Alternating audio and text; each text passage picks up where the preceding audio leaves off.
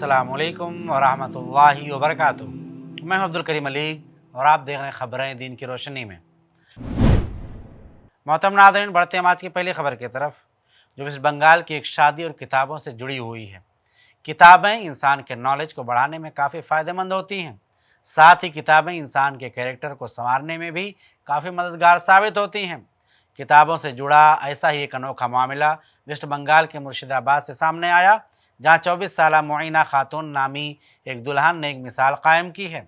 उन्होंने अपने होने वाले शौहर से निकाह में महर के तौर पर 60 किताबों की मांग कर डाली, जिसके बाद दूल्हे के घर वालों ने दुल्हन की इस अनोखी डिमांड से काफ़ी खुश हुए और उनके डिमांड से ज़्यादा किताबें उन्हें महर के तौर पर अदा की गईं, जिसमें कुरान का बंगाली ट्रांसलेशन के साथ साथ और दूसरी किताबें मौजूद थीं। यही नहीं, दूल्हे ने किताबों के साथ साथ महर के तौर पर कुछ अमाउंट भी अदा किया। दुल्हन के इस महर की अनोखी डिमांड से उनके रिश्तेदार खूब मुतासिर तो हुए ही, साथ ही लोकल डिस्ट्रिक्ट ऑफिसर्स भी काफ़ी प्रभावित हुए और उन्हें भी इस बात का अंदाज़ा हुआ कि मुस्लिम समाज में खासकर औरतों में एजुकेशन को लेकर अवेयरनेस पैदा हो रही है।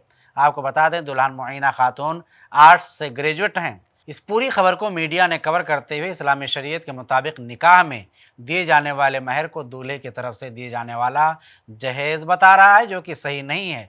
निकाह के लिए महर के तौर पर जायज़ चीज़ की डिमांड औरत कर सकती है, उसका पूरा अख्तियार औरत को है। आपको बता दें कि इस्लाम में निकाह में दुल्हन को महर एक फाइनेंशियली सपोर्ट देने के लिए दिया जाता है। और साथ ही अगर हम पूरी इस्लामी तारीख पढ़ेंगे तो मालूम होगा कि पैगम्बर मोहम्मद सल्लल्लाहु अलैहि वसल्लम के दौर में एक सहाबी के पास महर देने के लिए जब कुछ नहीं था, तो नबी सल्लल्लाहु अलैहि वसल्लम ने उनका निकाह उनकी होने वाली बीवी को कुरान याद करने के बदले में पढ़ा दिया था। जिससे ये बात भी साबित होती है कि अगर किसी इंसान के पास रुपए, पैसे या सोना चांदी महर के तौर पर देने की हैसियत नहीं है, तो दुल्हा अपने होने वाली दुल्हन को कुरान पढ़ा सकता है या फिर उसको कुरान याद कराना भी महर बन सकता है, अगर दुल्हन इस पर राज़ी हो तो। इससे इस्लाम में एजुकेशन की अहमियत और इम्पोर्टेंस भी साबित होती है। और साथ ही जो लोग महर को जहेज़ करार दे रहे हैं, उन्हें इस बात पर भी गौर करना चाहिए कि निकाह में महर के लिए कुरान की तालीम भी महर हो सकती है।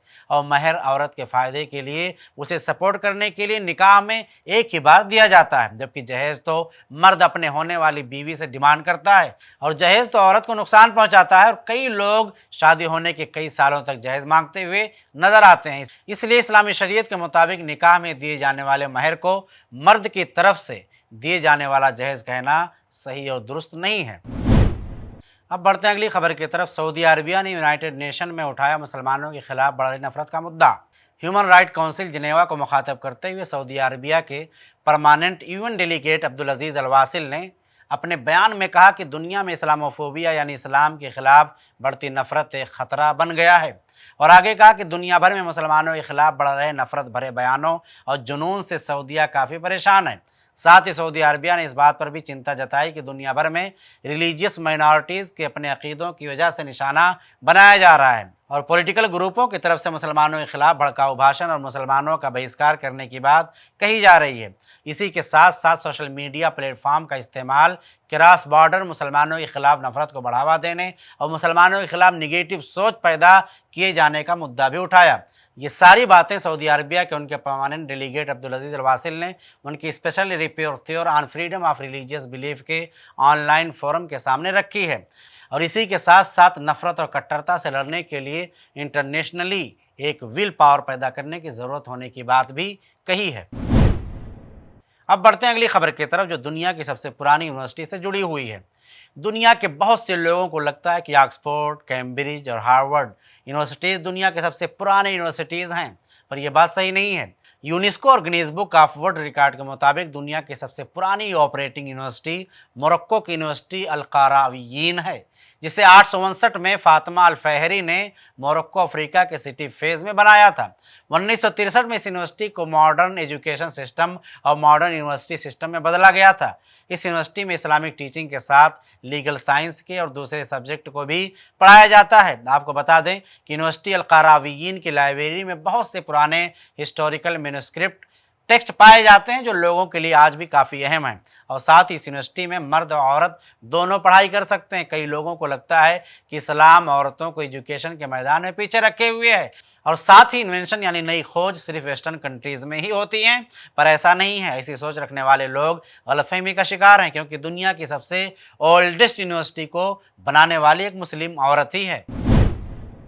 अब बढ़ते हैं अगली खबर की तरफ। देश के कुछ संस्था और मीडिया चैनल्स आए दिन मुसलमानों के पॉपुलेशन बढ़ने को लेकर अफवाहें फैलाते रहते हैं और साथ ही देश में मुसलमानों की पॉपुलेशन हिंदुओं से आगे बढ़ने का डर लोगों के दिलों में पैदा करते हुए नजर आते हैं। इन्हीं अफवाहों का पर्दाफाश करने और हकीकत सामने रखने के लिए जुलाई 2010 से जून 2012 तक chief election commission of India रह चुके SY कुरैशी ने अपनी नई किताब दी population myth Islamic family planning and politics in India लिखी। इस किताब में सरकारी आंकड़ों के जरिए ये बात साबित करने की कोशिश की है कि मुसलमानों ने पॉपुलेशन के मामले में हिंदुओं से आगे निकलने के लिए कोई ऑर्गेनाइज्ड प्लानिंग नहीं की है और देश के मुसलमानों की पॉपुलेशन कभी हिंदुओं की पॉपुलेशन को चुनौती नहीं दे सकती है।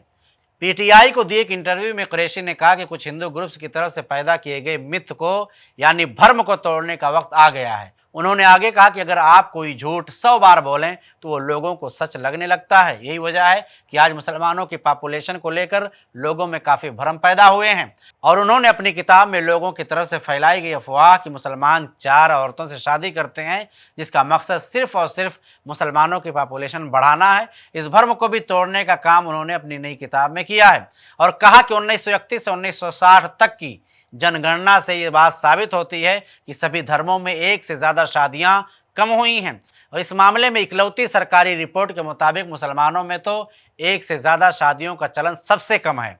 और साथ ही कुरैशी ने यह भी कहा कि ऐसा मानना भी गलत है कि इस्लाम में औरतों के साथ बुरा सलूक किया जाता है।